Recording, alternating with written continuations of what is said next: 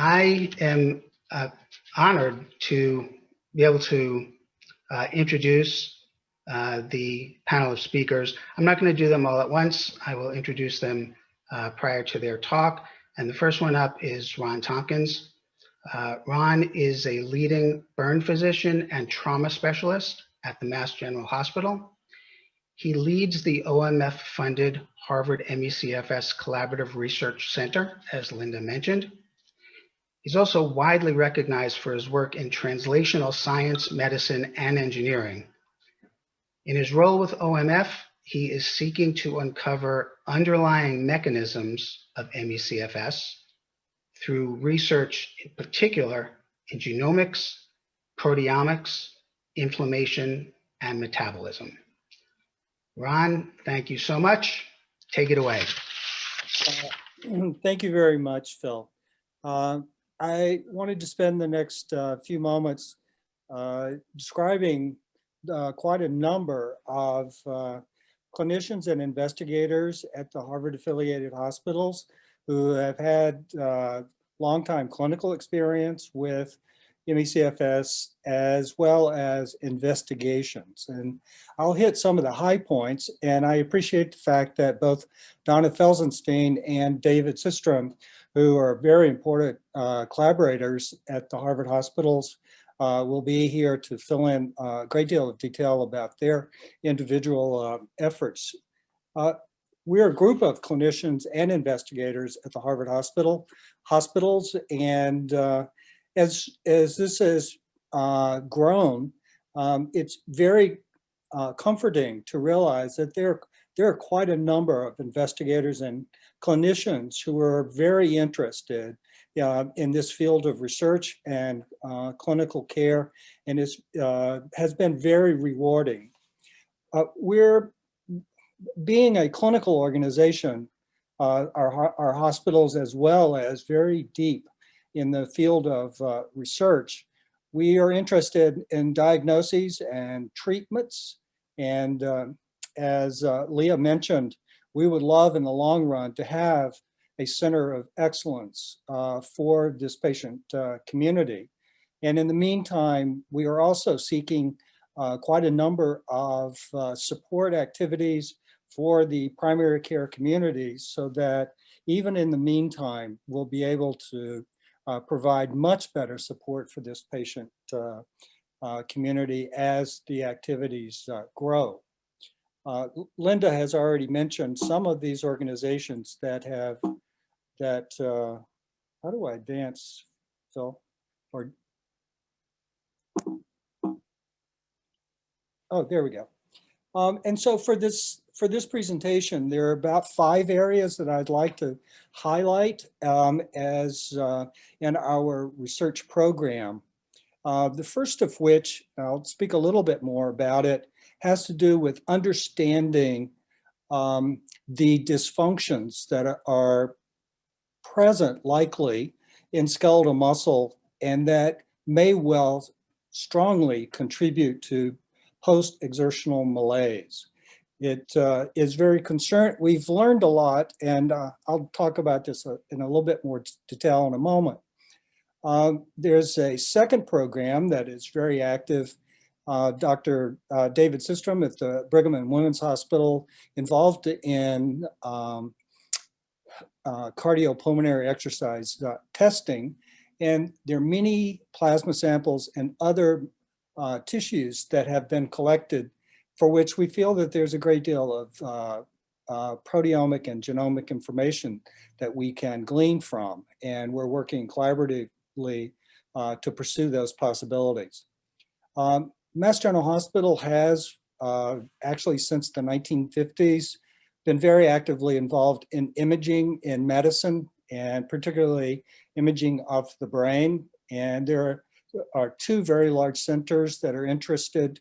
It is very possible and very likely that new discoveries can be made in the field of neuroimaging, and this whole issue of inflammation in the central nervous system and its contribution to ME/CFS. A fourth program I'm going to mention just briefly has to do with computerized adaptive testing, using the opportunities of machine learning and artificial intelligence to create a tool that we're calling the personalized automated symptom summary. And this will be a very useful, not only diagnostic, but treatment related tool that will be, I think, very facilitating for the community. And lastly, I would like to just briefly mention, I think all of us realize this COVID pandemic. We're all reading in the paper, and some of us, maybe even in our own families, are discovering that getting over COVID-19 is a very complicated and can be long drawn out process.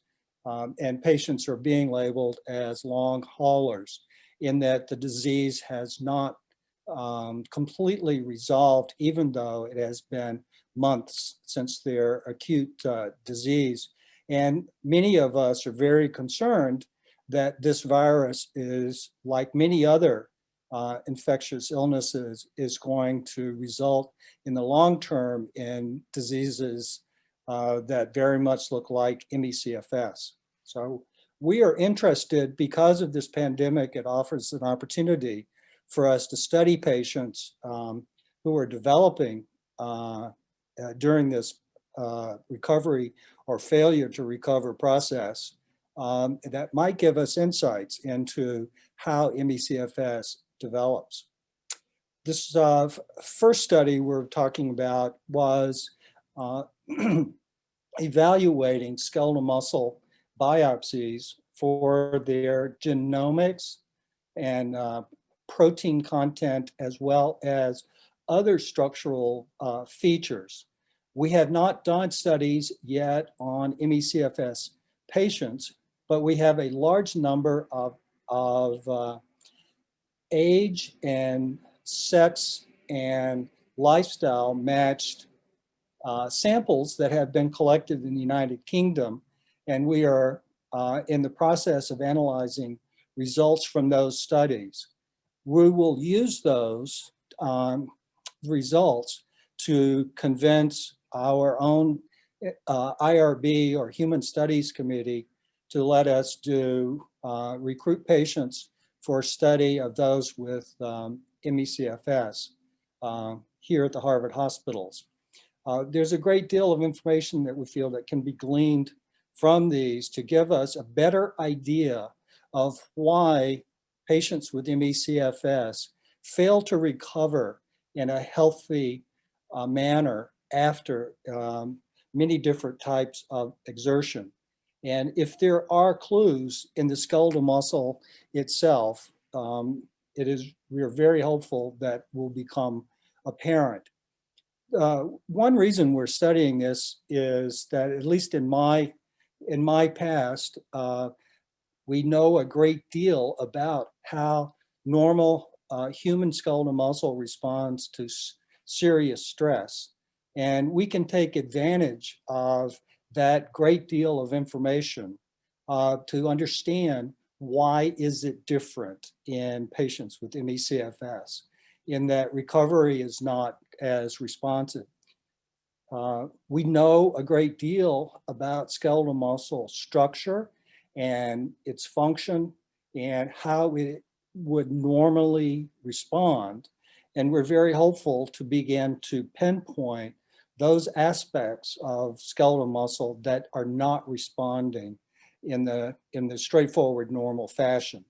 These are complex slides simply because they list a great deal of the information that we already know about human skeletal muscle in the condition of stress.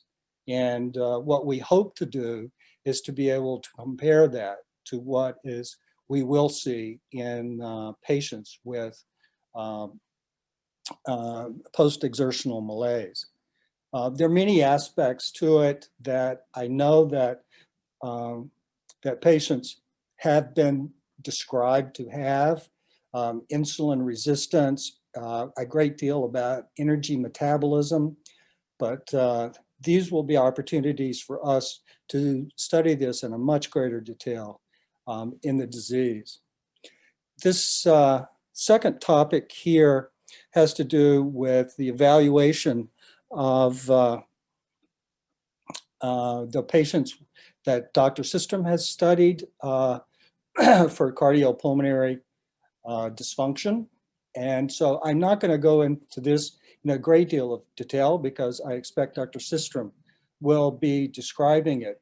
But there's a wonderful opportunity to study from a biorepository of plasma samples, both the proteins and the metabolites, as well as some of the other cytokines that normally would be present and may be very different in patients with ME/CFS. I also suspect that Dr. Systrom will talk a little bit about a study that he's conducting involving mestinon, and there are a number of other areas of active investigation in collaboration with Dr. Systrom. This whole area of neural inflammation is a tremendous opportunity for us here at the Harvard hospitals, in that we have two really world-class neuroimaging centers that will provide us a tremendous opportunity to evaluate the role of inflammation in ME/CFS. And this Dr. Michael Van Elzeker has been talking about this and developing studies along these lines for a number of years now. And we have joined forces with Dr. Van Elzeker and have our full intent to expand these activities in a much greater level of detail. There are opportunities to identify and localize these areas of inflammation, as well as begin to study some potential treatments that will help reduce or eliminate development of the neural inflammation. A fourth project that I would just like to highlight really begins to address this issue mentioned with primary care physicians and tools for the community clinicians to identify ME/CFS with a much higher degree of certainty, and will build upon what the Clinicians Coalition is actively creating on a national basis. The tool is intended to be allow patients to identify in a great deal of detail their current symptoms, and in a summary way transmit that information to their clinician, who has typically 10 to 15 minutes for both the interview and examination, to improve this communication between patients and their physicians. So I really look forward to progress in this area, so that we will be including the patient community in this in a very active role to help us develop this as an effective instrument for the field. And then lastly here, just a few comments about this development in the long haul from COVID-19 to ME/CFS. There's a great deal of the experts in the field. We have a concern that there will be substantial post-viral fatigue syndrome that even develops into ME/CFS. So we've divided this project into 3 phases. One in which patients who are severely ill to evaluate their genomics and proteomics. I hate using these big terms, but it is how the human body responds to very severe stress. And we happen to know a lot about what happens normally to this level of stress. In my former life, we had spent $100 million after major injuries to discover how the human body, from a genomic and proteomic response, occurs in patients.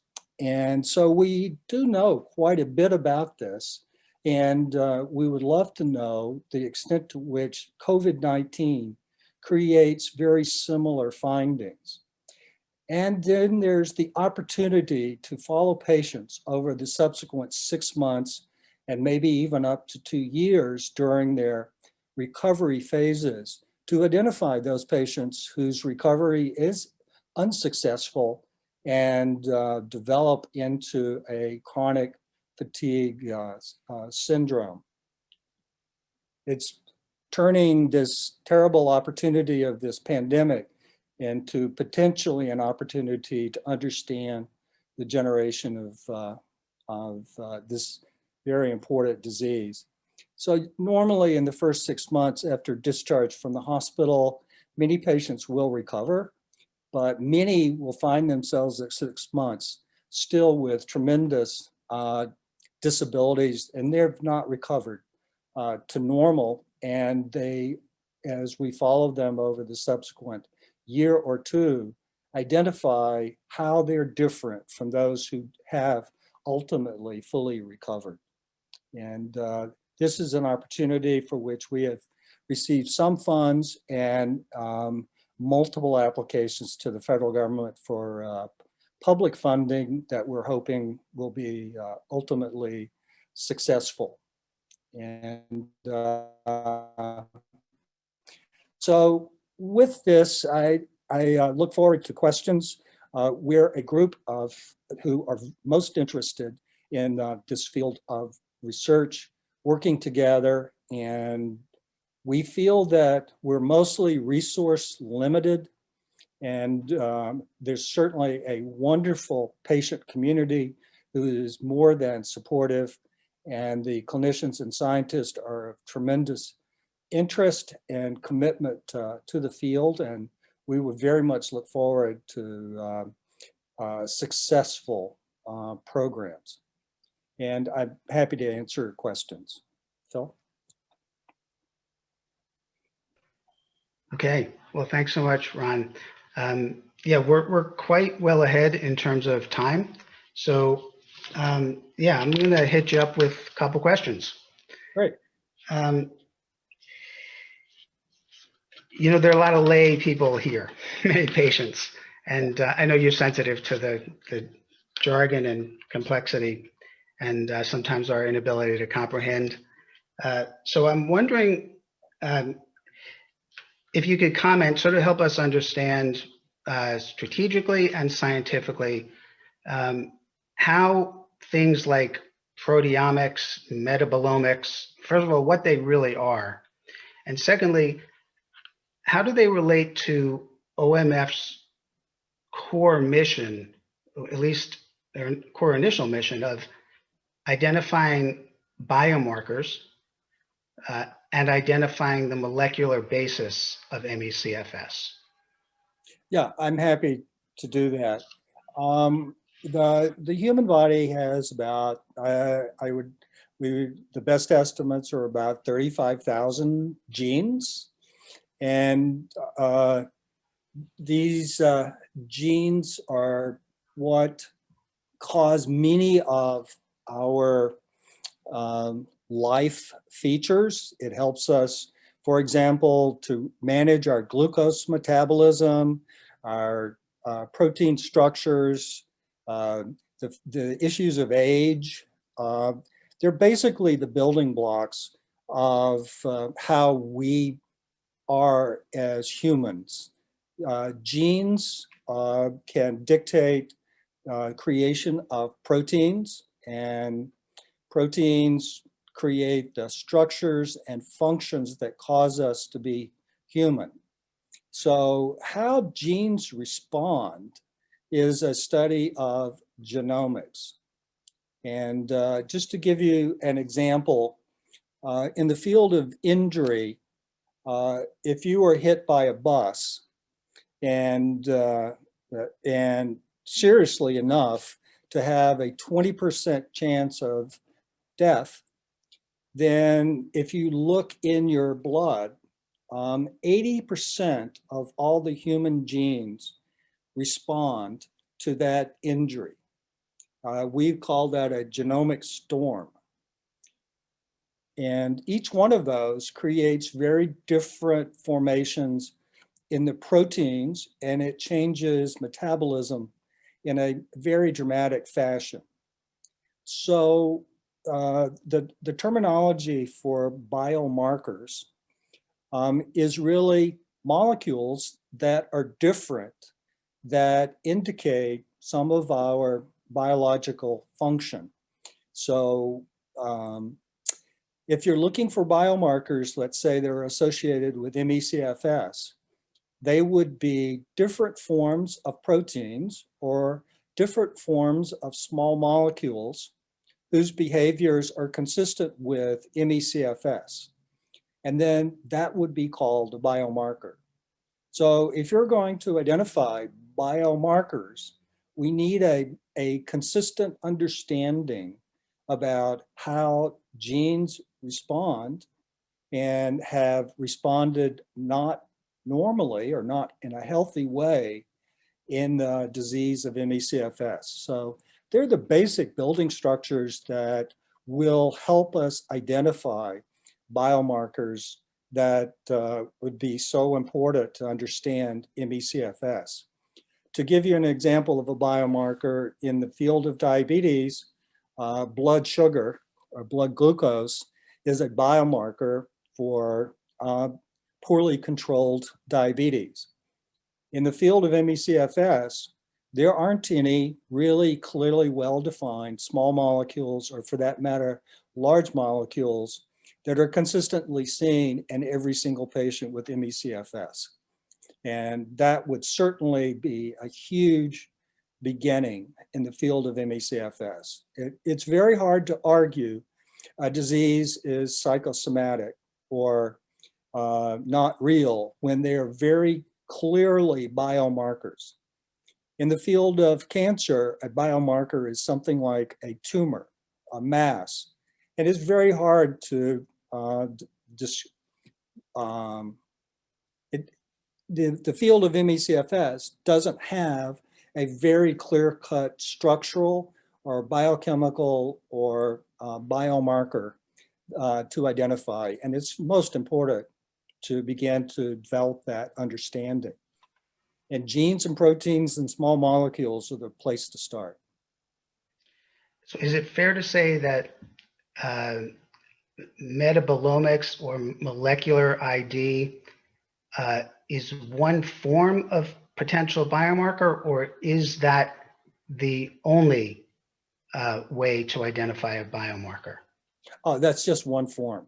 I would put those in a category of small molecules. Things like sodium, electrolytes, or glucose, those are small molecules. Larger molecules are peptides and proteins and nucleic acids. And we have many large molecules and we have massive molecules. So, and then there's also structural features that can be biomarkers as well. So it's only one of many. Thank you. You used the term stress several times with regard to many aspects of the research. From a research and medical standpoint, how do you define stress? What is, most of us hear stress and we think, we're stressed. What is stress as it relates to your research? I'd have to describe it by comparing it to homeostasis, the resting condition. And so there are many ways of being stressed. You can be psychologically stressed. You can be physically stressed by, my previous field was by injury, but you can be stressed by temperature. You can be stressed by exertion. Exertional stress, if you have heart disease, is a very common just walking up many steps or long distances and creating chest discomfort is a stress. Psychological stresses, you can have absence of sleep is a stress. There are emotional stresses. It really is a deviation from normal resting hemostasis. Okay. And so there are many different ways to do it. And in many ways, psychiatric or psychological stresses can be some of the worst. And frankly, in the field of trauma, we would save people's lives and send them home. And one of the bigger problems for them over time is the psychological recover after their physical stress. And humans are a very complex machine. And thank God they work as well as they do. Let's just switch gears for a minute. We got a question. I want to use her actual language. This is from Amy in Boston, and it's to you. It says, in your wildest dreams, what would an ME/CFS clinical center at Harvard look like? Realistically, what would the first component be? And can you estimate a timeline for actually making this happen? In my former life, for 22 years, I was the chief of staff at the Shriners Hospital in Boston. And it was a wonderful organization, the Shriners, and they gave us $35 million a year just to run the hospital, an additional $8 to $10 million a year just for research. And so we had a staff of hundreds, both doctors and nurses. And for burn children, we had every single need that patient might require or family. We had staff to address each of those needs. And so it was an opportunity to manage an institute where any needs were professionally addressed. So I have a good idea of what an ideal organization might be like. Number one,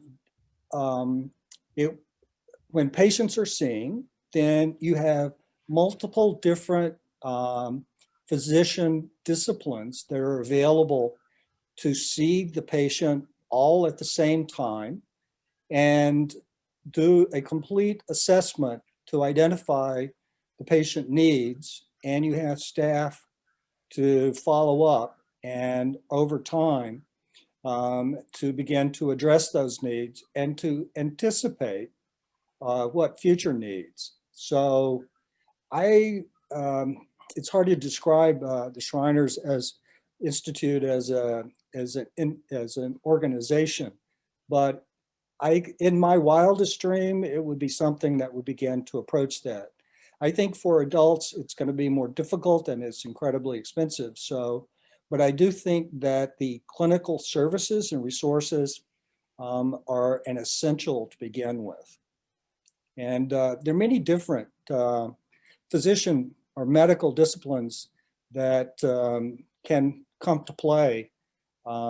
And particularly when patients are having such a difficult time meeting many different appointments, to organize that in a fashion so that many disciplines can be available at the time the patient is available would, to me, seem a tremendous opportunity and place to start. What can you say about, actually we have several questions that relate to timelines. A timeline for really turning in this collaborative research center into a clinical center like you described, or at least creating the beginnings of it. And two, a timeline, this is quite a big question, but what's your sense about what the timeline will be before we have a biomarker? a timeline for a biomarker, I could easily see some, it may not be for every type of ME/CFS patient. My personal opinion is that there's more than one type of ME/CFS. But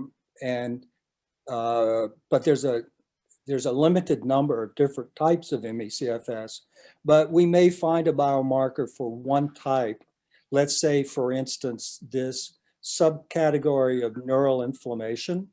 We may be able to identify very specific regions of the brain that are related to neural inflammation, and that would become a biomarker for the neuroinflammation component of ME/CFS. And I could easily see that occur within 3 to 5 years. You know, you have patients in which dysautonomia is a big aspect to the disease. And there's certainly opportunities there. I think Dr. Systrom might talk about that a little bit. But I think if we begin to parse through this very complex disease, I can easily see progress within 3 to 5 years. And they may not be broadly accepted within 3 years, but certainly it's within striking range. Does that 3 to 5 years go for developing the clinical center as well? The clinical center is purely related to money. If you had the right support for that, that could happen easily in months. There really is the expertise, and it would be straightforward, but it's a money-related matter. And so if we have some wealthy listeners who are ready to open their checkbooks, what kind of money are we talking about? It depends if you're talking about annual support, ongoing annual support, or whether it's an endowment. Endowment would be a much larger amount of money, and just the earnings would be supporting the center. The sort of the ballpark would be 5 million a year annual expenditure would go a tremendous distance to begin. But if you're going to have 5 million a year, that's $100 million with 5% interest, as opposed to an annual revenue of 5 million. So that's the way you sort of think about these things. No, that's very helpful, because people always wonder, well, how much is it going to take? How much is it going to take? And you know, the difference between an endowment that has recurring revenue that can keep an operation alive versus a one-time donation is, as you suggest, quite a big difference. I'm going to ask a question that just came up in the chat box, which it looks like several people are interested in. Frankly, I'm not sure what this actually means, but I'm going to read it. Do you think that there is a need for a scientific, quote, war plan, unquote, to attack the problem of ME/CFS? Oh, absolutely. Not without a question. And I do think that that's easily within reach. My difficulty here is finding the public funding in order to support that.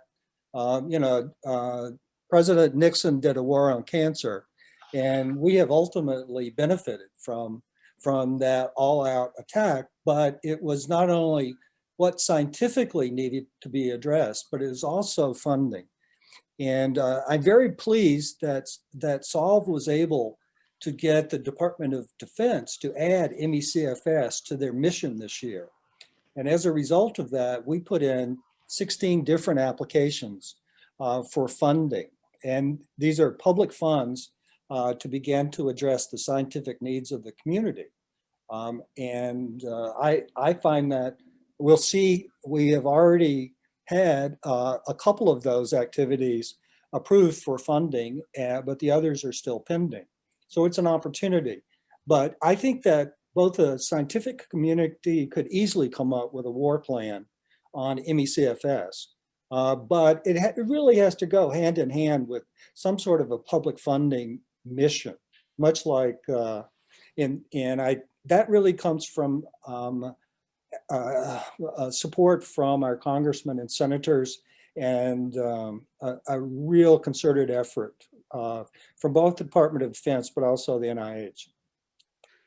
So since you understand war plan, and obviously I don't, what is a war plan? What did the cancer war plan consist of?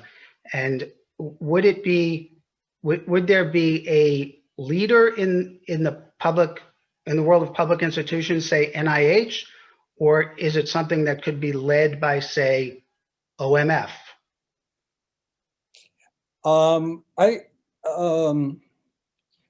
It really is a resource matter. OMF, in terms of the scientific leadership and recommendations about where investments would be fruitful, it can be very, OMF easily drives that. If OMF were a much wealthier foundation, although it is a tremendous opportunity to the field at the moment, but I think we would all like to see it grow and expand. And if in an ideal world, if it could possibly support this war on ME/CFS, that would be fabulous. But that's also magical thinking, and short of some significant financial support. But it certainly can all be a shared vision. Dr. Tompkins, how far do you think we are, or are we at the point where someone or some group of people could follow up on, say, the National Academy of Medicine's report about the need, follow up on that with an actual research strategy? Do we know enough about the basic mechanisms, or what's not understood about the basic mechanisms, to map out a coordinated global and/or US research strategy that will, as expeditiously as possible, get to these biomarkers or other factors that are needed to get us treatments? I think you hit the nail on the head. We do know enough about what is not well understood. And so from the concept of what might be fruitful areas to consistently attack to get a better understanding, I think we're there. But just my own personal opinion. And matching that with resources and organization to attack it in a consistent fashion is definitely a goal. But it's a substantial goal in terms of its resource requirements. So it in my view would require also public support and funding. I mean, if you look at in the field of HIV, or if you look in the field of cancer and heart disease, hundreds of billions have been spent in those diseases, and it's pennies on the dollar being spent in ME/CFS. And I personally find that there are diseases that are probably in some relation to ME/CFS. If we made huge progress in ME/CFS, there would be other diseases that would benefit tremendously from our better understanding of how the human body works. There would be huge benefits to humanity, in my opinion. Okay, thank you. Yep.